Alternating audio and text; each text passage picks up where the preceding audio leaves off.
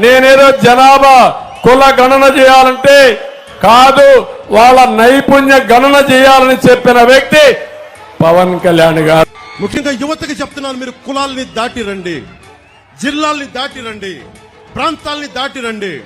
చంద్రబాబు గారికి ఒకటే చెప్పాం, మీరు కుల గణాంకాలు తీస్తా ఉన్నారు సార్. మనం అందరం కుల గణాంకాలతో పాటు స్కిల్ డెవలప్మెంట్ గణాంకాలు తీయాలి. ఇంతమంది యువత ఉన్నారు, ఆడపడుచులు అంతమంది ఉన్నారు. మీకేం కావాలి?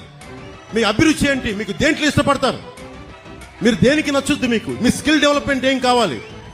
మీకు ఎంతమందికి పైలట్లు అవ్వాలని ఉంటుంది, లేదంటే టెక్నీషియన్స్ అవ్వాలని ఉంటుంది?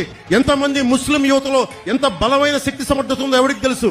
మత్స్యకారుల్లో గొప్ప గజెత్తగాళ్ళు ఉన్నారేమో, మనకి ఒలింపిక్స్ వెళ్ళగలిగే గజెత్తగాళ్ళు ఉన్నారేమో, ఎవరికి తెలుసు?